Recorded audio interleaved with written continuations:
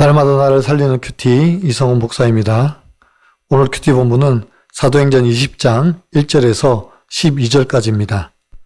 오늘도 주의 말씀으로 인도하시는 하나님 아버지 감사합니다. 적지 않게 위로를 받는 것이 무엇인지 알기를 원합니다. 말씀해 주시옵소서. 듣겠습니다. 적지 않게 위로를 받는 것은 첫째로 함께하는 동력자가 있다는 것입니다. 1절입니다. 소요가 그침에 바울은 제자들을 불러 고난 후에 작별하고 떠나 마게도냐로 가니라. 그 지방으로 다녀가며 여러 말로 제자들에게 권하고 헬라에 이르러 라고 합니다. 바울은 에베소에서 있었던 소요가 그치자 제자들을 격려하고 그들의 믿음을 견고히 합니다. 그리고 여러 지방을 다녀가며 제자들을 권고하고 위로합니다. 이것은 단순한 선교 여행이 아니라 교회를 세우고 양육을 하는 중요한 사역입니다. 우리 공동체 안에서 위로와 격려가 필요한 사람들이 많이 있습니다. 교회 사역을 하다가 보면 여러 가지 이유로 지칠 때가 있습니다. 그럴 때 목회자의 위로와 권면이 그 사람을 다시 세우는 중요한 역할을 합니다. 또 공동체의 따뜻한 격려가 그들에게 힘이 되고 다시 사역을 이어갈 수 있는 동력이 됩니다.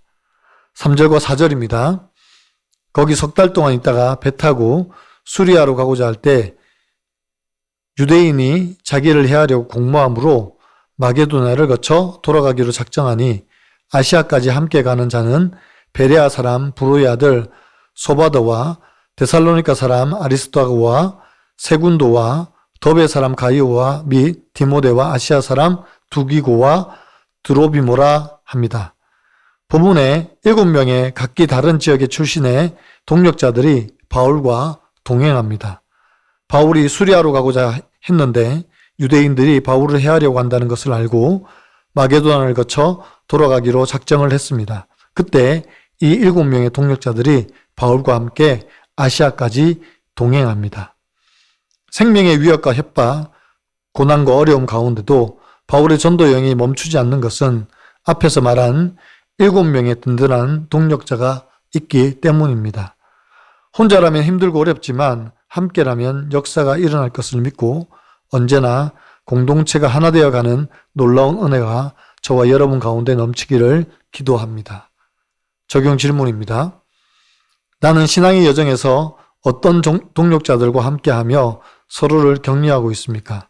반대로 나의 신앙의 여정에서 유대인과 같이 협박하고 위협하는 사람은 누구입니까? 그들에게 나는 어떻게 대처합니까? 적지 않은 위로를 받는 것은 둘째로 생명의 회복과 사역의 지속성입니다. 6절과 7절에서 바울과 일행은 무교절 후에 빌립보에서 배를 타고 출발합니다. 5일 만에 드로아에 도착해서 7일간 머물렀습니다. 안식 후 첫날, 지금으로 하면 주일입니다. 주일에 떡을 때려 모였습니다. 여기서 떡을 뗀다는 것은 단지 식사 자리가 아니라 성찬식을 의미합니다. 우리 주님께서 잡히시던 날 밤에 제자들과 함께 만찬을 하시면서 주님께서 다시 오실 날까지 기념하라고 하신 그 성찬식을 이행하기 위해 모였습니다. 그리고 바울이 그 다음 날 떠날 예정이었기 때문에 밤중까지 길게 설교를 하게 되었습니다. 8절과 9절입니다. 우리가 모인 윗다락에 등불을 많이 켰는데 유두고라 하는 청년이 창에 걸터 앉아 있다가 깊이 졸더니 바울이 강론하기를 더 오래 하매 졸음을 이기지 못하여 3층에서 떨어지거늘 일컬어보니 죽었는지라 구합니다. 뜨겁고 답답한 다락방에서 밤늦게까지 바울의 설교가 계속되는 중에 창가에 앉아있던 청년 유두고가 졸다가 3층에서 떨어져 죽는 비극적 사고가 발생했습니다. 열정적인 예배 현장에서 갑작스러운 충격적 사건이 일어난 것입니다. 10절입니다. 바울이 내려가서 그 위에 엎드려 그 몸을 안고 말하되 떠들지 말라 생명이 그에게 있다 하고 라고 합니다. 바울이 유두고 위에 엎드립니다. 이 장면은 마치 엘리야와 엘리사가 죽은 아이를 살릴 때 행했던 모습과 같습니다. 그리고 사람들에게 떠들지 말라고 합니다.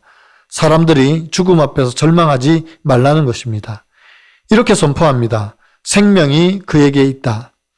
이 말은 하나님께서 이미 이 사람의 생명을 회복시켰다는 선포입니다. 바울은 그가 살아날 것이라고 말한 것이 아니라 이미 살았다. 그 생명이 그 안에 있다는 것을 선포합니다. 이같이 죄악 가운데 죽었던 우리를 예수 그리스도의 십자가로 안아주심으로 우리를 살려주셨습니다. 그래서 이미 그 생명이 우리 안에 있는 것입니다. 적용 질문입니다. 나는 공동체 예배와 말씀 선포의 중요성을 얼마나 소중히 여깁니까? 나는 그리스도 안에서 죽음에서 생명으로 옮겨진 은혜를 어떻게 기억하며 감사하고 있습니까? 오늘 큐티 묵상 간증은 죽었던 나를 살리신 하나님이라는 제목의 한 성도님의 묵상 간증입니다. 저는 어릴 때부터 혈기 많고 독불 장군인 아버지에게 주눅들어 열등감 많은 사람으로 자랐습니다. 가정 안에서 사랑과 공감, 배려를 보고 배운 적이 없기에 쾌락만 쫓아 살았습니다. 술과 담배, 음란과 도박에 빠져 그저 먹고 마시고 즐기는 인생이 전부였습니다. 결혼한 뒤에도 주색잡기에 빠져 새벽에야 기가하니 결국 이혼 위기에 처하게 되었습니다. 그제야 문제의 심각성을 느낀 저는 아내를 따라 교회에 나갔습니다. 그때부터 신앙생활에 열심을 내었지만 속사람이 변하지 않으니 부부싸움은 여전했습니다. 저는 지푸라기도 잡는 심정으로 큐티하기 시작했습니다. 그러나 믿음의 지체들이 말씀으로 권면하고 기도해줘도 진정한 회개에 이르지 못하니 아내와의 다툼은 계속되었습니다. 그래도 매주 예배의 자리를 떠나지 않고 앉아만 있었더니 어느 순간부터 말씀이 들리기 시작했습니다. 저의 교만을 깨닫고 회개하자 아내와의 다툼이 줄어들고 생명이 그에게 있다고 하시며 안아주시는 하나님의 사랑을 느끼게 되었습니다. 무엇보다 혈기를 다스리려고 정신과 약을 먹으니 인내심이 생겨 부부간의 소요가 그치게 되었습니다. 그렇지만 간혹 혈기가 올라와 내 힘으로 어쩔 수 없는 한계를 느끼기도 합니다. 저는 창에 걸터 앉아 바울의 강론을 듣다가 졸음을 이기지 못하고 3층에서 떨어진 유두고처럼 영적으로 죽었던 인생입니다. 그런 저의 눈높이로 내려와 제 위에 엎드려 저의 연약함과 아픔과 제약을 안아주시고 새 생명을 주신 주께 감사드립니다. 저의 살아난 간증으로 사람들에게 주님의 위로를 전하며 살기를 소망합니다. 저의 적용은 정신과 약을 잘 챙겨 먹고 혈기가 올라면 자리를 잠깐 피하겠습니다.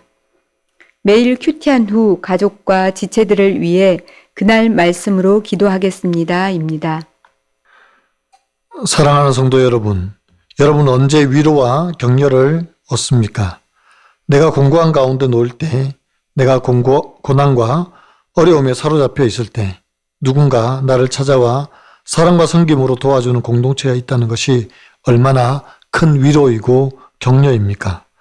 우리를 그리스도의 보혈로 언약 공동체를 묶어주신 하나님의 은혜와 사랑에 감사하는 여러분이 되시기를 소망합니다. 오늘 본문에서 우리가 본 적지 않은 위로는 단순한 심리적 안정이나 좋은 말이 아닙니다. 유두고가 3층에서 떨어져 죽었을 때 그 공동체는 절망과 충격에 빠졌습니다. 그러나 바울이 그를 안고 생명이 그에게 있다고 선포했을 때 죽음이 생명으로 바뀌었습니다. 진정한 위로는 죽음을 생명으로 바꾸시는 하나님의 능력에서 옵니다. 또 그 능력으로 허물과 죄로 죽었던 우리를 그리스도의 십자가를 통하여 살려주시고 이제 그 생명 가운데 살게 하신 것도 하나님의 놀라운 은혜임을 잊지 않고 늘 감사하며 나를 살리신 것과 내 가족도 내 이웃도 살리실 것을 믿고 늘 하나님의 은혜의 복음을 전하는 저와 여러분이 되시기를 간절히 축원합니다. 기도드립니다. 사랑하는 주님, 때로는 우리 삶에도 높은 곳에서 떨어지는 것 같은 순간들이 있습니다. 꿈이 무너지고 관계가 깨어지고 건강이 흔들리고 마치 유두고처럼 죽은 것 같은 절망 속에 있을 때가 있습니다. 그러나 주님, 바울의 입을 통해 선포하신 것처럼 우리에게도 생명이 그에게 있다고 말씀하여 주시옵소서. 죽은 것 같은 상황 가운데 우리를 십자가로 안아주시고 생명을 얻게 하신 것을 기억하게 하여 주시옵소서. 그래서 날마다 죽음을 부활의 생명으로 바꾸신 주님을 찬양하며 살아가게 도와주옵소서. 주님, 우리 교회가 서로가 위로가 되고 격려가 되어 주의 복음을 전심으로 전하는 공동체가 되기를 원합니다. 그래서 주의 나라와 주의 복음을 전심으로 전하여 내 가족, 내 이웃, 내 지체들을 살리는 저희가 되게 하여 주시옵소서.